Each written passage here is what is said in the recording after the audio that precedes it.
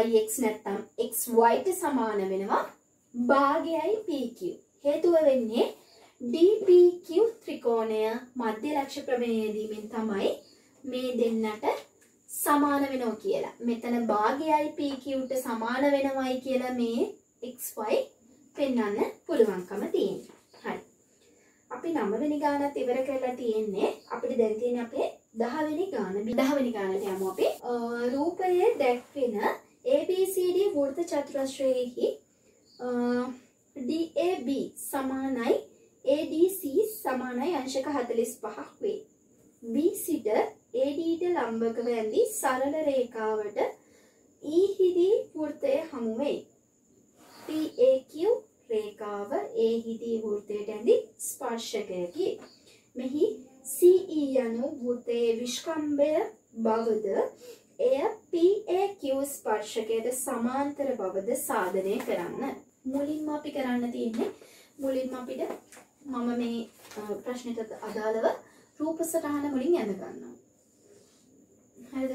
රූප සටහන ඇඳ ගන්නවා මේ විදියටම. ඔන්න අපේ රූප සටහන. මේ රූප සටහන අපිට කියන්නේ ABCD වෘත්ත චතුරස්‍රයේහි DAB කෝණය. හරි. මුලින්ම DAB කෝණය අංශක 45යි. මෙන්න මේක අංශක 45යි. හරිද? ඔන්න ඒක ලකුණු කරා. අංශක 45යි. ADC කෝණයත් මෙන්න මෙයත් අංශක 45යි. අංශක 45යි. B සිට AD ට ලම්බකව ඇඳි සරල රේඛාව E හිදී වෘත්තය හමු වේ. B සිට AD ට ලම්බකව ඇඳ රේඛාවක්. හරිද? ඒක E හිදී වෘත්තයට හමු වෙනවා. මෙන්න මේක ගැන ඒක පැහැදිලි කරන්න. E හිදී වෘත්තයට හමු වේ. PAQ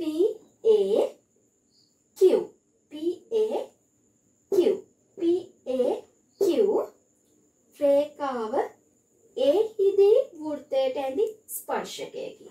PAQ කියන රේඛාව මෙන්න මේ A තමයි වෘත්තයට ස්පර්ශ වෙන්නේ. හරිද? එහෙනම් අපෙන් අහන්නේ මෙහි CE යනු වෘත්තයේ විස්කම්භයක් බවද එය PAQ ස්පර්ශකයට සමාන්තර බවද සාධනය කරන්න. අන්න. අපි මුලින්ම කරන්නේ මේ අංශක 45යිනේ. මෙන්න මෙයා කියන්නේ ලම්බකව ඇඳ රේඛාවක්. එහෙනම් මෙතන තියෙන අංශක 90ක්. මෙතන අංශක 90ක් තියෙනවා. එතකොට අපි කියනවා ABE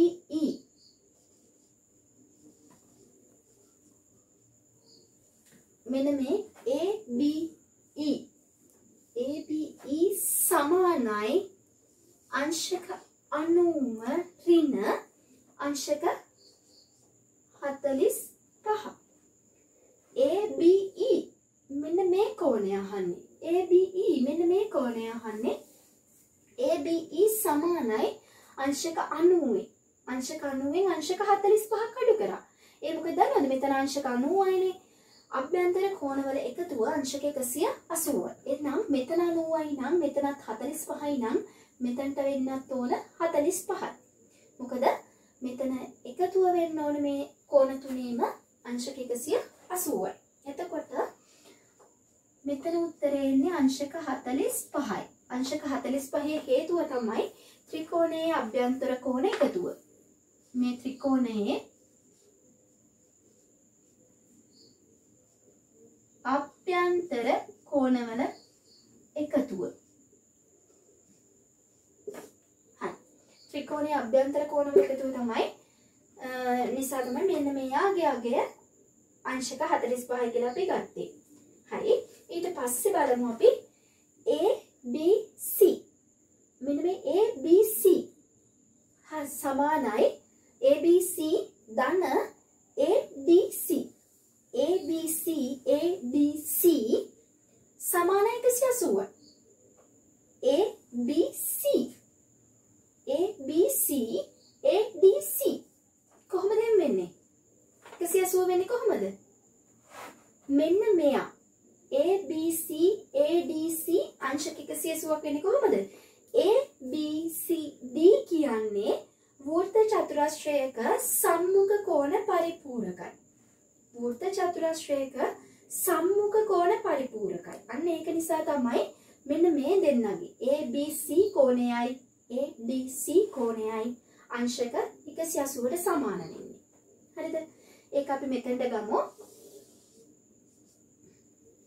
ඒක අපි මෙතනින් ලියුවොත් ABC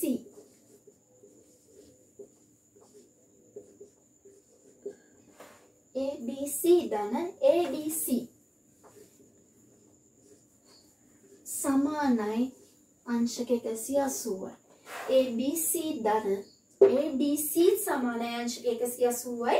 හේතුව ABCD වෘත්ත චතුරස්‍රයේ සම්මුඛ කෝණ පරිපූරක වේ. ABCD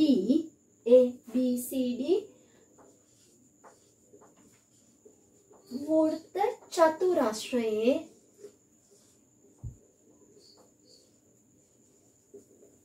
සම්මුඛ කෝණ පරිපූරක වේ.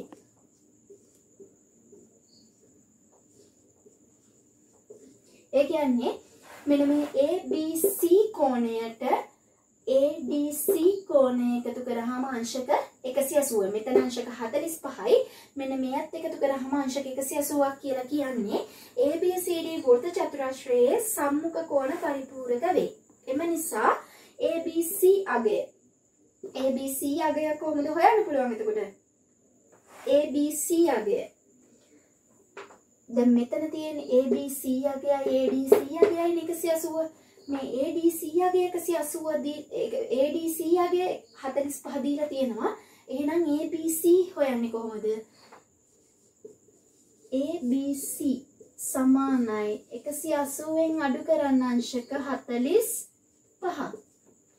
180න් 45ක් අඩු කරාම අංශක 135යි. අංශක 135යි. හරිද? ඊට පස්සේ යනවා මට මෙතන ඉඩමදී මම ඒක නිසා මේ කොටස මකනවා ඔයාලගේ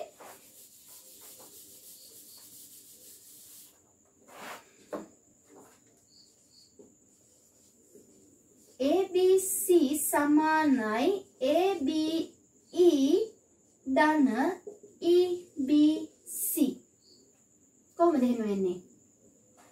ABC සමානයි ABE කෝ ABE කියන්නේ මෙතන අංශක 45යිනේ.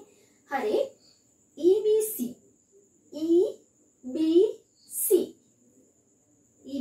කීයද? මෙතන අංශක අපි ABC හොයාගත්ත අංශක 135යි කියලා. මෙන්න මෙයා සමානයිලු ABE කියන්නේ අංශක 45යි. EBC කියන්නේ EBC අංශක 90යි. 90යි 45යි කීයද? 135යි. මෙන්න මේක හරිය. එතකොට ABC සමානයි ABE ධන EBC. හරිද? එතකොට EBC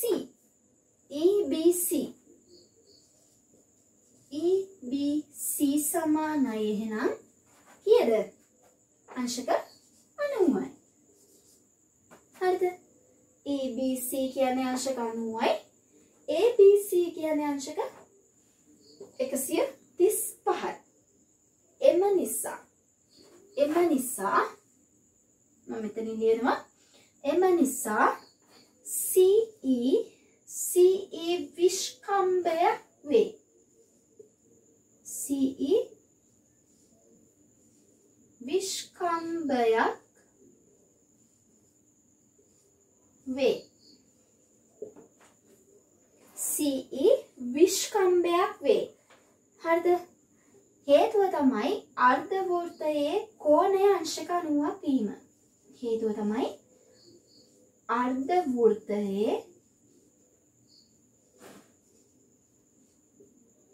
කෝණය අංශක 90ක් වීම.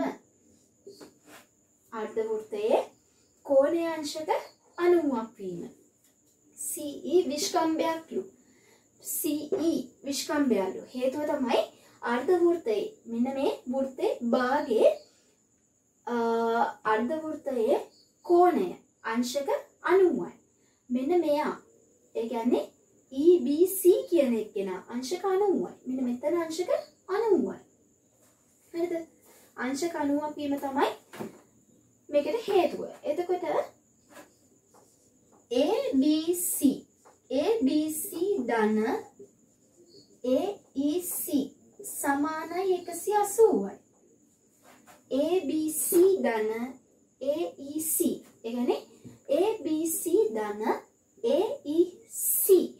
AEC. හරිද? මෙන්න මේ ABC කෝණයයි AEC කෝණයයි අංශක 180ක්ලු. ඒකට හේතුව තමයි ABCE. මෙන්න මේක. ABCE. මෙන්න මේක මොකද්ද? වෘත්ත චතුරස්‍රයේ සම්මුඛ කෝණ පරිපූරකයි.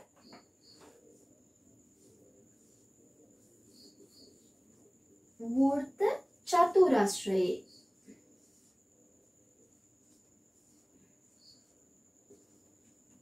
සම්මුඛ කෝණ පරිපූරක වේ.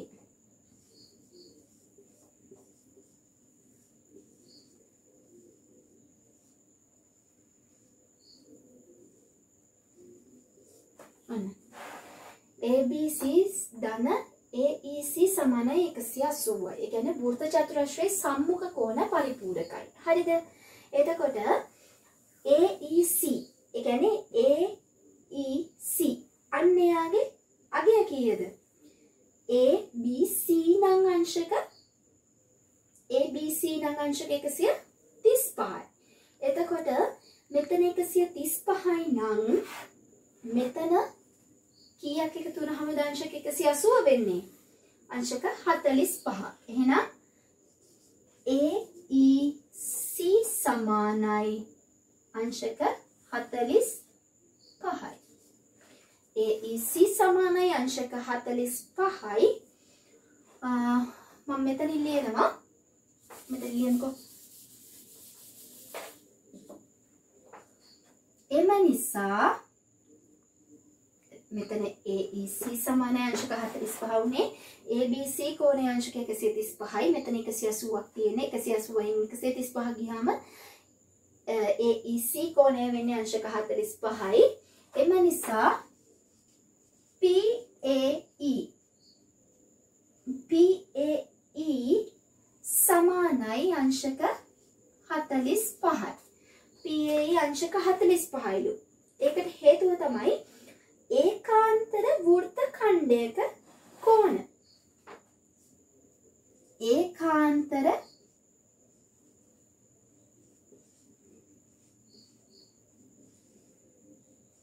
වෘත්ත ඛණ්ඩයක කෝණ.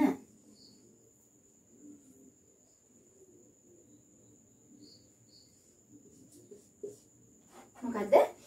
PAE සමානයි අංශක 45යි. මෙන්න මෙයත් අංශක 45යි. හරිද? මෙන්න මෙයත් අංශක 45යි. හේතුව තමයි ඒකාන්තර වෘත්ත ඛණ්ඩයේ කෝණ. ඒක නිසා තමයි යා PAE අංශක 45ක් උනේ. එතකොට PAE සමාන වෙනවා මොකද? PAE සමාන වෙනවා AEC වලට. AEC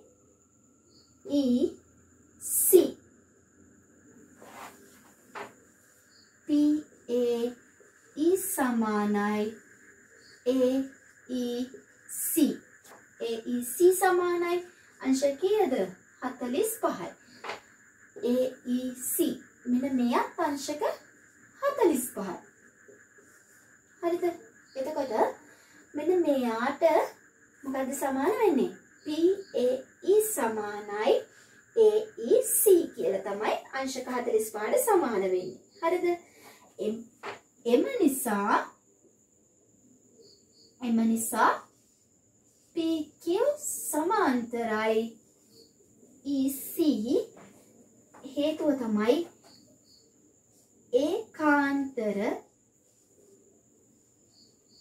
ඒකාන්තර කෝණ සමාන බැරි.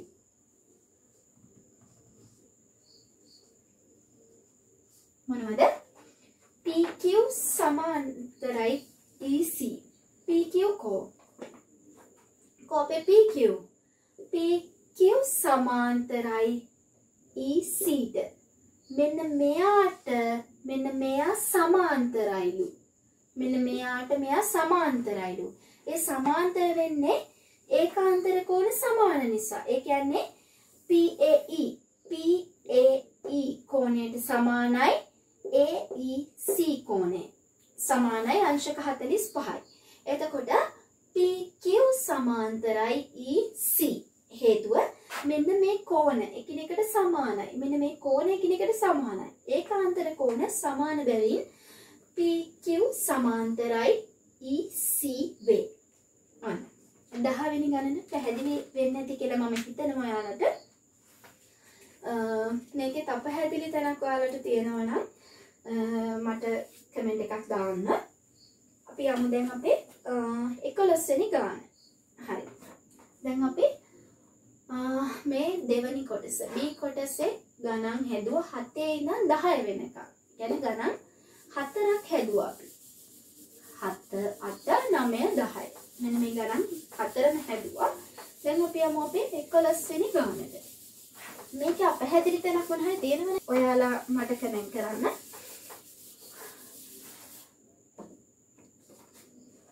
දැන් යමු 11 වෙනි ගානට. 11 වෙනි ගානේ අපිට කියනවා සුරතල් සතුන් හිමි පවුල් 115ක් ඇසුරින් සමීක්ෂණයක් කරන ලදී. එම පවුල් අතුරින් සුරතල් සතුන් ලෙස බලලුන් සහ මත්ස්‍යයින් හිමි පවුල් පිළිබඳව තොරතුරු හා ඊට අනුරූපව අඳින ලද අසම්පූර්ණ වෙන් රූප සටහන පහත දී ඇත. හරිද? මේකේ හරි අපි මුලින්ම රූප සටහන අඳන් ඉමුකෝ. අපි රූප සටහන අඳගෙන ඉවරයි. මෙතනින් අපිට කියන්නේ බල්ලන් හිමි පවුල්. මෙන්න මේක අපිට කියනවා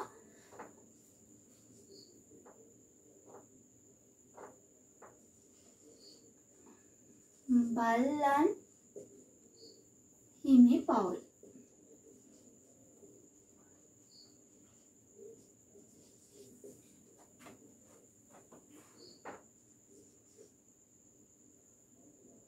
මේක අපිට කියනවා බලලුන්.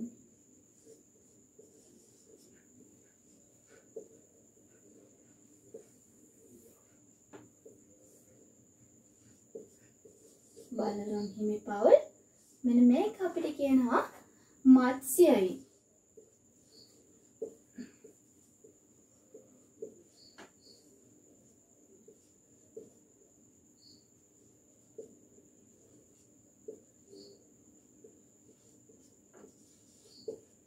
හරිද? ඊට පස්සේ අපිට මෙතනදී කියනවා සුරතල් සතුන් හිමි පවුල් 115යි. හරිද? ඒ කියන්නේ මුළු පවුල් ගණන 115යි. මුළු ගානේ තමයි මෙතන තියෙන්නේ 115යි. එතකොට කියනවා සමීක්ෂණය කරන සුරතල් සතුන් බලලුන් බල්ලන් මත්ස්‍යයින් හිමි පවුල් පිළිබඳව තොරතුරු අනුරූපව අඳින ලද සම්පූර්ණ වෙන් රූප සටහනකින් පහද දැක්වේ. පවුල් 4කට ඉහත තුන් වර්ගයේම සුරතල් සතුන් හිමි වේ. එහෙනම් මේ තුන් වර්ගෙම ඉන්න පවුල් ගණන පවුල් 4යි. අන්න එයාව දානවා අපි මෙන්න මෙතනින්. මේ තුන් වර්ගෙම ඉන්නවා. බලලුනුත් ඉන්නවා, මත්ස්‍යනුත් ඉන්නවා, බල්ලනුත් ඉන්නවා. එහෙනම් ඒ පවුල් සංඛ්‍යාව 4යි. බල්ලන් පමණක් හිමි පවුල් සංඛ්‍යාව 19යි. බල්ලන් පමණයි. එතකොට මේකෙදි කියන්නේ බල්ලොම විතරයි. බල්ලොම විතරයි. බල්ලොම විතරක් ඉන්න පවුල් 19. එයාව අපි දාන්නේ මෙන්න මෙතනට. මොකද මෙතනට දැම්මොත් මේ ඔක්කොටම අයිති වෙනවා. ඒ කියන්නේ මත්ස්‍යයින්ටත් අයිති වෙනවා, බල්ලන්ටත් අයිති වෙනවා. ඒ නිසා මෙතනට දාන්න බෑ. මෙතනට දැම්මොත් තුන් දෙනාටම අයිති වෙනවා. මෙතනට දැම්මොත් බලලුන්ටයි බල්ලන්ටයි දෙගොල්ලන්ටම අයිති වෙනවා. මෙතනින් කියන්නේ අපේ බල්ලන් පමණක්නේ. ඒ නිසා මෙතනට උත්තරේ දැම්මා. ඊට පස්සේ පවුල් 24ක් සතුව බල්ලන් සහ බලලුන් යන දෙවර්ගයේම ඇති අතර පවුල් 24කට ඉන්නවලු බල්ලන් සහ බලලුන් යන දෙවර්ගයේම ඉන්නවා. පවුල් 21ක් සතුව බල්ලන් සහ මත්ස්‍යයින් යන දෙවර්ගයේම ඉන්නවා. හරිද? එතකොට මෙතනදී 24ක් ඉන්නවා බල්ලන් සහ බලලුන්. එතකොට බල්ලනුයි බලලුනුයි බල්ලොයි බලලුයි කීයද 24යි. මෙන්න මෙතනට 4ක් ගිහිල්ලා තියෙනවානේ. දෙවර්ගෙටම තුන් වර්ගෙටම තියෙන. අන්න ඒ නිසා මෙන්න මෙතනට අපි දාන්නේ මේ දෙන්නගේ වර්ගේ 20යි. ඇයිද හේතුව? 20 දාන්නේ 24ක් කියනවනේ එකතුව. ඒ වුණාට අපි මෙතනදී කලින් 4ක් ලිව්වනේ. අන්න ඒක නිසා එතනදී 20යි දාන්නේ. එතකොට කියනවනේ පවුල් 21ක් බල්ලන් සහ මත්ස්‍යයින් කියලා. බල්ලනුයි මත්ස්‍යයින්. දැන් මෙතන 4ක් ලියලානේ තියෙන්නේ. අපි දාන්නේ 17යි. ඇයි දන්නවද? මේ 17යි මේ 4යි එකතු වුනහම තමයි එන්නේ 21 එකතු වෙන්නේ. ඊගාව එක කියනවා පවුල් 11ක ඉහත තුන් වර්ගයෙන්ම එක් වර්ගයක්වත් සුරතල් සතුන් නොමැත. අන්න මේ කිසි වර්ගයක් නැති ඉන්නවා 11. මේ කිසි වර්ගයක් නැති කට්ටිය ඉන්නවා 11. හරිද? පළවෙනි ප්‍රශ්නේ කියන්නේ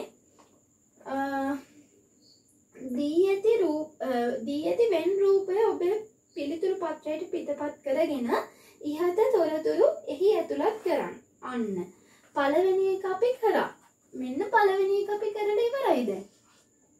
ඔන්න වෙන් රූපේ දැක්කුවා. දෙවෙනි එකේ කියන්නේ බල්ලන් හිමි පවුල් සංඛ්‍යාව මත්ස්‍යයින් හිමි පවුල් සංඛ්‍යාව මෙන් දෙගුණයකි. බල්ලන් හිමි නොවන නමුත් මත්ස්‍යයින් හිමි පවුල් සංඛ්‍යාව සොයන්න. කොහොමද මේක අපි හොයන්නේ? හරිද? මෙතනදී ගන්න අපි බල්ලන් හිමි පවුල් සංඛ්‍යාව මත්ස්‍යයන් හිමි පවුල් සංඛ්‍යාව මෙන් දෙගුණයයි. එතකොට ලියා ගන්නවා.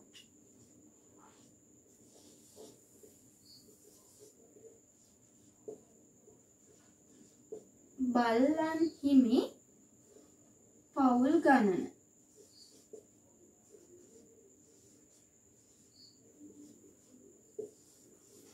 කොහොමද උත්තරේ එන්නේ? දැන් මෙතන තියෙනවානේ 19. මෙන්න මේ 19ට බල්ලන් හිමි පවුල් සංඛ්‍යාව මත්ස්‍යයන් හිමි පවුල් සංඛ්‍යාව මෙන් දෙගුණයකි. බල්ලන් හිමි නොවන නමුත් මත්ස්‍යයන් හිමි පවුල් සංඛ්‍යාව කොපමණද? බල්ලන් හිමි පවුල් සංඛ්‍යාව හොයන්න බෑ මුලින්ම. බල්ලන් හිමි පවුල් සංඛ්‍යාව නම් මෙතන 19 බල්ලෝ ඉන්න පවුල්. මෙතන 20ක් බල්ලෝ ඉන්න පවුල්. මෙතන 4ක් බල්ලෝ ඉන්න පවුල්. හරිද? මෙතන 17ක් බල්ලෝ ඉන්න පවුල්. එහෙනම් මෙන්න මේ ටික එකතු කරන්න ඕන මුලින්ම බල්ලන් හිමි පවුල් ගණන බලන්න නම්. එහෙනම් 19 ධන 17 ධන මෙතන 20යි 4යි 24යි. හරිද? 19යි 17යි මෙතන 20යි 4යි කීයද? 24. උත්තරේ එන්නේ 19 ධන 17 ධන 24 කියන්නේ පවුල් ගාන එනවා පවුල් 60ක්. හරිද? මෙතන පවුල් 60ක් එනවා. හරි. ඊට පස්සේ කියනවා මෙතන කියන්නේ අපිට හිමි නොවන නමුත් මත්ස්‍යයන්ට හිමි පවුල් සංඛ්‍යාවනේ හොයන්න කියන්නේ. එහෙනම් ලියනවා එම නිසා බල්ලන් හිමි නොවන නමුත් මත්ස්‍යයන් හිමි පවුල් ගණන. බල්ලන්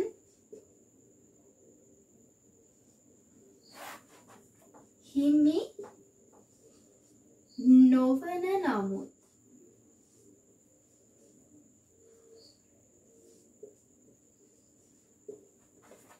මත්ස්‍යයන්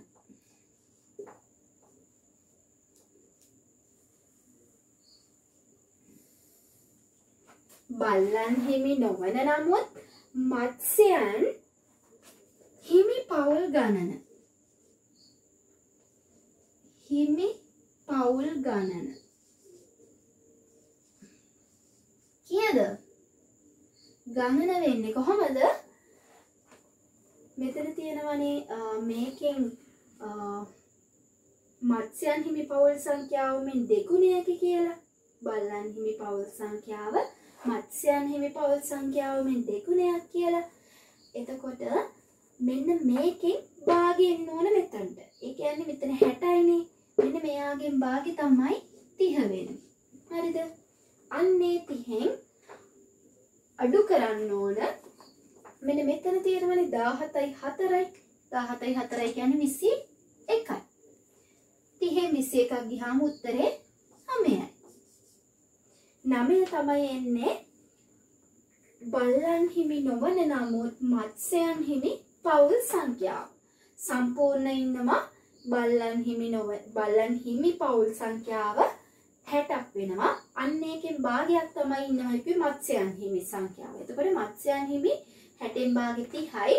30න් අඩු කරනවා මෙතන 17යි 4යි 21යි. 30න් 21ක් අඩු කරාම උත්තරේ 9යි. දැන් අපි දෙවෙනි කොටස හදලා ඉවරයි. දැන් අපි යමු තුන්වෙනි කොටසට. තුන්වෙනි කොටසේ අපිට කියන්නේ බලලුන් පමණක් හිමි පවුල් සංඛ්‍යාව කීයද? බලලුන් පමණක් හිමි පවුල් සංඛ්‍යාව.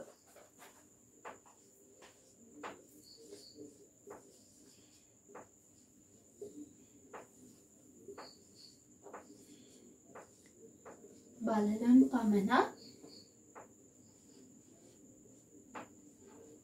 හිමි පවුල් සංඛ්‍යාව.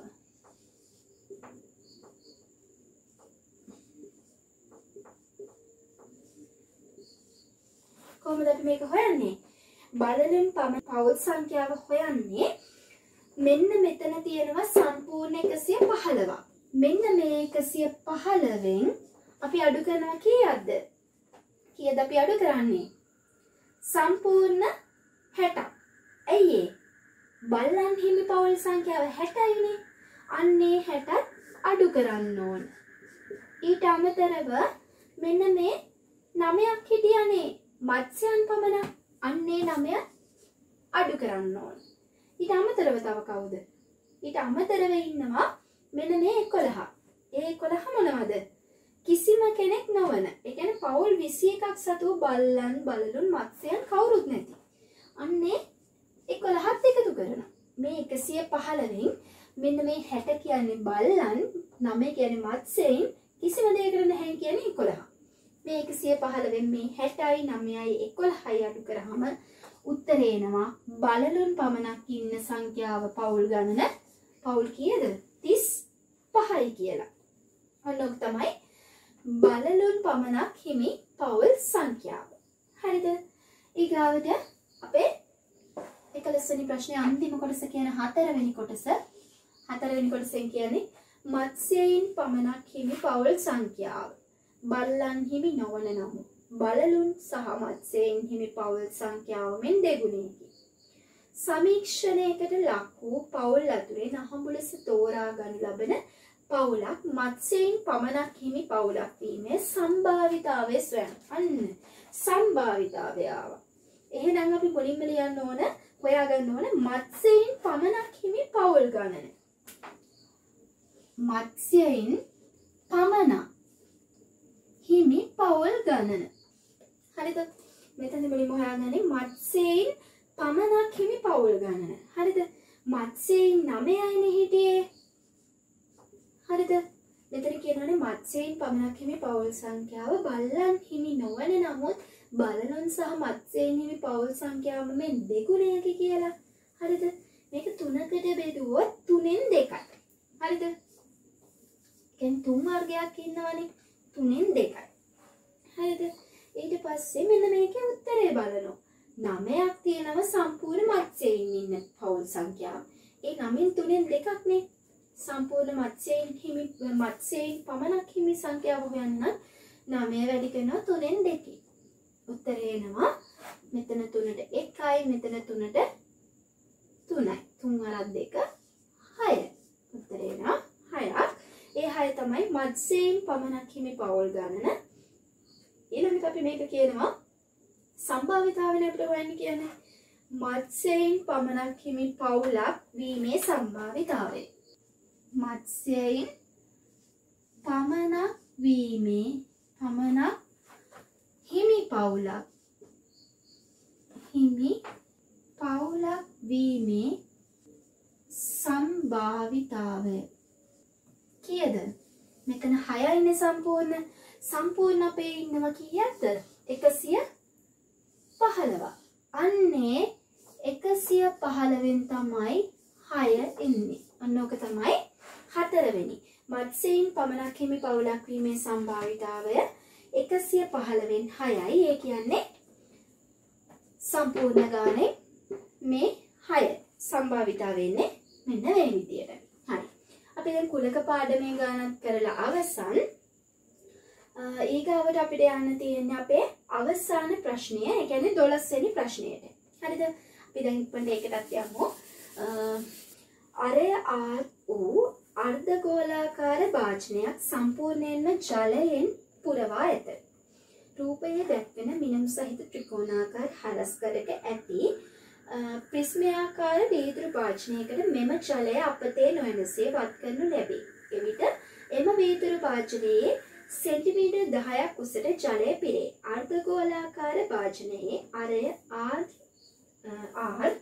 R සමානයි වර්ගමූල 3 180 බෙදීම 5 සෙන්ටිමීටර් මගින් දැක්වෙන බව පෙන්වා 5 අගය 3.14 ලෙසගෙන R විහාගයේ සෙන්ටිමීටර් වලින් පළමු දශම ස්ථානයට සොයන්න. හරිද?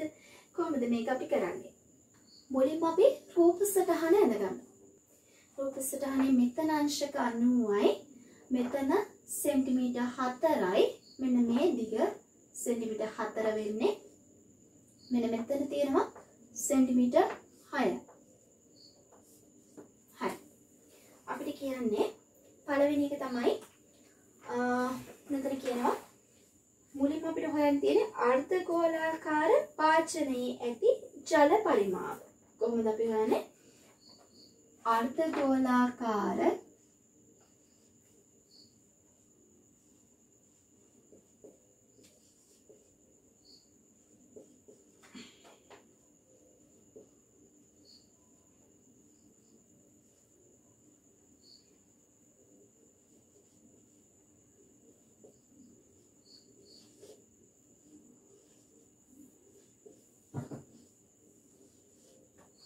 අර්ධගෝලාකාර භාජනයේ ඇති ජල පරිමාව.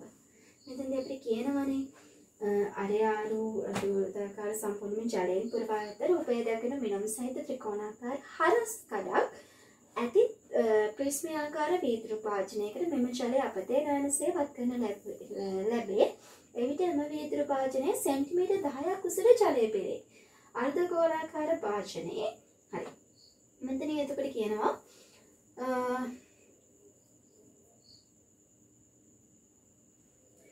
භාගය සමානයි භාගයයි. හරිද? භාගයයි 4න් 3යි 5 R3. භාගයයි 4න් 3යි 5 R3. හරිද? ඒ කියන්නේ කියනවනේ අපිට මෙතන 5 යකේ 3.14 ලෙසගෙන R යකේ සෙන්ටිමීටර් වලින් පළමු දශම ස්ථානයට හොයන්න කියලා. එතකොට අපි මුලින්ම හොයාගත් අර්ධගෝලාකාර භාජනයේදී ජල පරිමාව. ජල පරිමාව සොයන්නේ භාගය වරක් 4න් 3යි 5R3. හරිද? අර්ධගෝලාකාරනේ. ඒක තමයි මෙතන භාගය එන්නේ. ගෝලාකාර නම් 4න් 3යි 5R ඝනය. හරිද? ඊට පස්සේ වෙනවා ප්‍රිස්මාකාර භාජනයේදී ජල පරිමාව.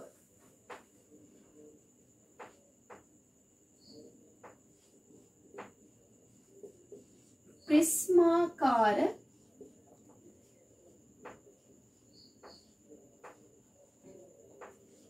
භාජනයේ ඇති ජල පරිමාව. කොහොමද ප්‍රිස්මාකාර භාජනයේ ඇති ජල පරිමාව හොයන්නේ?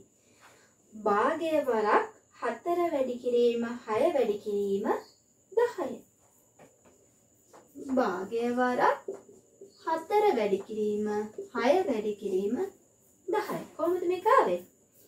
ප්‍රිස්මාකාර භාජනයේදී ජල පරිමාව. හරිද? එම භාජනයේ සෙන්ටිමීටර් 10ක් උසටනේ. 10ක් උසට තමයි මේක උස. මේක දිග පළල උස. මේක ප්‍රිස්මාකාර මේක භාගනේ අර්ධ ගෝලාකාර භාජනයේ ඇති ජල පරිමාව ගෝලයක්නේ. එහෙනම් භාගය අර්ධ ගෝලාකාර. අන්න ඒක නිසා තමයි මෙතන භාගය එන්නේ. එතකොට මේක සුළු කරාට පස්සේ එනවා භාගය වැඩි කිරීම 4 වැඩි කිරීම 6 වැඩි කිරීම 10 සමාන වෙනවා මොකටද? සමාන වෙනවා භාගය වැඩි කිරීම 4 බෙදීම 3 වැඩි කිරීම 5 වැඩි කිරීම R3. මෙන්න මෙයාව සමාන වෙනවා. මෙන්න මෙයාව සමාන වෙනවා. භාගය වැඩි කිරීම 4න් 3යි 5R ඝනය සමානයි. භාගය වැඩි කිරීම 4 වැඩි කිරීම 6 වැඩි කිරීම 10. හරිද? අන්න. එතකොට අපි මෙතන R3 කියන එක.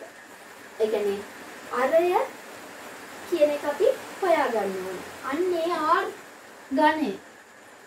R ඝනය තමයි හොයන්න තියෙන්නේ. R ඝනය හොයන්න නම් මොකද අපි කරන්න ඕන? අපි මෙන්න මේ තියෙන පද ටික මේ R3 තියෙද්දි මෙතන මෙන්න මෙයාව තියෙද්දි මේ සෙට් එකම ගෙනියන්න ඕන මේ පැත්තට. මෙන්න මේ ටිකම ගෙනියන්න ඕන මේ පැත්තට. හරිද? එතකොට R ගණේ හැමම තියෙද්දි මේ පැත්තට යනකොට වෙනස් වීම වගේක් වෙනවා. මෙන්න මේ භාගය කියන එක එහෙමම තියෙනවා. හරිද? එහෙමම තියෙද්දි මෙන්න මේ 4යි 6යි 10යි කියන ඉලක්කම් තුන ඒ විදිහටම තියෙනවා. 4යි 6යි 10යි කියන ඉලක්කම් තුන ඒ විදිහටම තියෙනවා. ඊට අමතරව මොනවද වෙනස් වෙන්නේ? මේ උඩයට මාරු වෙලා. මෙයාගේ උඩයට මාරු වෙලා තමයි අර පැත්තට යන්නේ. දෙක උඩට ගිහිලා එක පල්ලෙහාට යනවා. මෙතන 3 උඩට ගිහිලා 4 පල්ලෙහාට වෙනවා. හරිද? මෙතන 5 යටට ඇවිල්ලා එකක් උඩට එනවා. මොකද මෙතන භාගයක් විදිහනේ. මෙයත් හැම නිතර මේ එකක් විදිහට යට තියෙනවා. එතකොට එක උඩට ඇවිල්ලා 5 යටට යනවා. හරිද? එහෙම යනකොට මෙන්න මේ 2 වැඩි කිරීම 3 කියන එක උඩට එනවා. 4යි වැඩි කිරීම 5 කියන එක යටට යනවා. හරිද?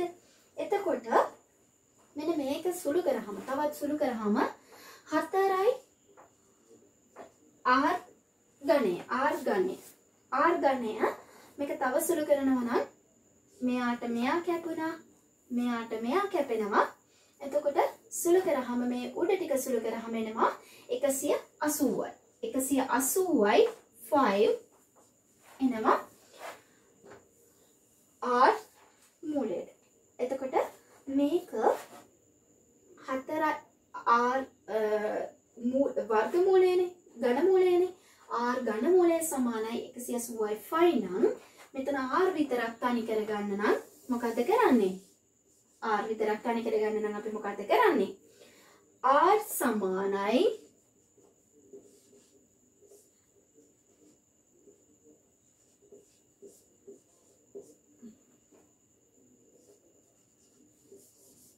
ඔන්න මෙයා බවනේ අපිට පෙන්වන්න කියන්නේ.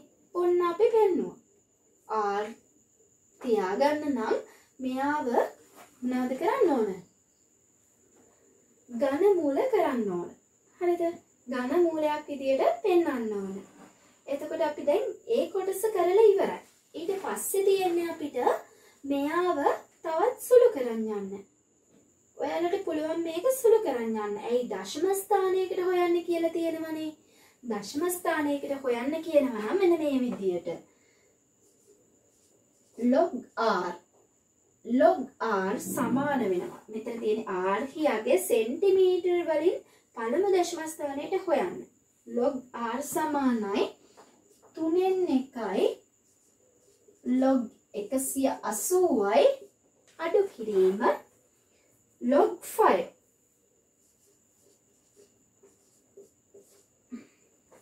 log r සමානයි 3න් 1යි log 180 අඩු කිරීම log 5 හරිද අන්න 3න් 1 කියන්නේ එහෙමම අගයක් තියෙනවා log 180 කියන එක හොයා බලනවා 2.25යි 3යි ඒක ලඝු පාඩමේදී ඔයාලා ඉගෙනගෙන නැති log 180 කියන්නේ 2.25යි 3යි log 5 කියන්නේ ඍණ 0.4යි ඍණ 0.4යි 9යි 6යි 9 4යි 9යි 6යි 9 අන්න 3න් 1යි log 180 කියන්නේ 2.25යි 3යි අඩු කිරීම log 5 කියන්නේ 0.4යි 9යි 6යි 9 හරිද ඊට පස්සේ මේක සුළු කරාම මෙයාගෙන් මෙයා අඩු කරාම මෙයාගෙන් මෙයා අඩු කරාම උත්තරේ එනවා 3න් 1 එනවා මෙතන 2.25යි 3 අඩු කිරීම 0.4යි 9යි 6යි 9 කියන්නේ උත්තරේ එන්නේ 1.75යි 8යි 4 1.75යි 8යි 4 අන්න මෙයා තවත් සුළු කරනවා 3න් 1කින් වැඩි කරාම මේ 1.7යි 5යි 8යි 4 උත්තරේ එනවා 0.5යි 8යි 6යි 1 0.5යි 8යි 6යි 1 එතකොට මෙයා උදානවා අපි ඇන්ටිලොග්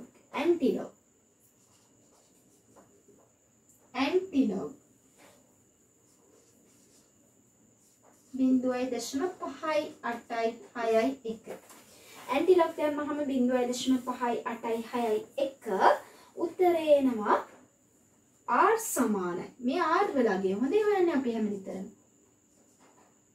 r සමානයි කීයද 3.8යි 5යි 5 හරිද මේක අපිට කියන්නේ සෙන්ටිමීටර් වලින් r කියගේ සෙන්ටිමීටර් වලින් පළමු දශම ස්ථානයටනේ එහෙනම් r සමානයි 3.8යි 5යි 5යි යන්නේ 3.9කට වට යනවා සෙන්ටිමීටර් ඔන්න අවසාන පිළිතුර මුලින්ම කරන්නේ අපි හැදිරි කරගෙන නම් දැන් බලාගන්න මම පැහැදිලි කරන්න මුලින්ම ත්‍රිකෝණය මෙහෙම හඳගත්තා හරිද කියන්නේ අපිට අර්ධගෝලාකාර භාජනයේ ඇති ජල පරිමාණය මුලින්ම හොයන්න ඕන ඒ කියන්නේ අර්ධගෝලයක් නිසා තමයි මෙතනට භාගය ඉස්සරහට ආවේ ගෝලයක පරිමාව 4න් 3යි 5r ගණන් එතකොට ප්‍රිස්මාකාර භාජනයේ ඇති ජල පරිමාව සමානයි භාගය වරක් 4 වැඩි කිරීම 6 වැඩි කිරීම 10 ඒ කියන්නේ භාගයයි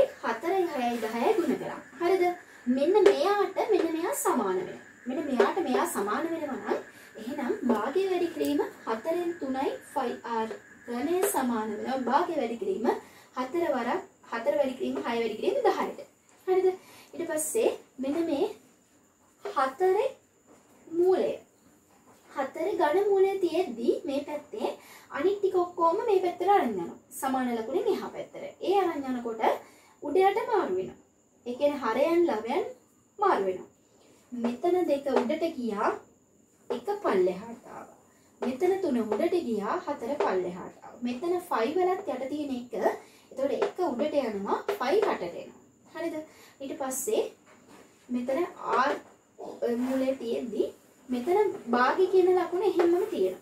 භාගය එහෙමම තියෙද්දි 4 ගුණ කිරීම 6 ගුණ කිරීම 10 තියෙද්දි මෙතන උඩ යට මාරු වෙච්ච දෙක තියෙන්නේ. මේ 2යි 3යි මෙන්න මේ උඩට යනවා.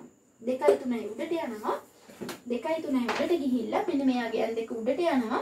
මෙන්න මේ අගයන් දෙක තමයි පල්ලෙහාට ඉතුරු වෙන්නේ. 4යි 5. ඊට පස්සේ මේක හරස් ගුණිතෙන් කපලා r ඝන මූලය සමානයි 180යි 5 වෙනවා. හරිද? දැන් මෙතන r නේ උක්ත කරගන්න ඕන. එහෙනම් මෙයාට ඝන මූල ලකුණ දානවා. r සමානයි ඝන මූල 3යි 180 බෙදීම 5 සමානයි 5 සෙන්ටිමීටර්. හරිද? මෙන්න මෙයාගේ අගය අපිට හොයන්න තියෙන r වල අගය. log r සමානයි 3න් 1. 3න් 1යි log 180 ඍණ log 5. හරිද? r සමානයි 3න් 1යි log 180 කියන්නේ 2.25යි 3යි. log 5 කියන්නේ 0.4යි 9යි 6යි 9. එතකොට r සමානයි 3න් 1යි. මෙතනින් අගේ මෙයා වඩු කරාම 1.75යි 8යි 4යි. ඊට පස්සේ r සමානයි මේ 3න් 1කින් මෙයා ගුණ කරාම 0.5යි 8යි 6යි 1යි. තවත් සුළු කරනවා නම් r සමානයි ඇන්ටිලොග් දැම්මා. ඇන්ටිලොග් දැම්මහම මෙතනට එන උත්තරේ r සමානයි 3.8යි 5යි 5යි. r සමානයි ආසන්න දශම ස්ථානයට r සමානයි 3.9යි සෙන්ටිමීටර්. මේ ගානේදී අනිවාර්යයෙන්ම ලඝු ගණක පාඩම ඒත් එකම ගෝල පරිමාව පාඩම අනිවාර්යයෙන්ම ඔයාලා ඉගෙනගෙන තියෙන්න ඕන. මොකද ඉගෙනගෙන තමයි අපි තියෙන්නේ. මොකද 6 වසරේ නම් අපි පරිමාව කියන දේ අපි ඉගෙන ගන්නවා. 6 සිටි ඉගලට.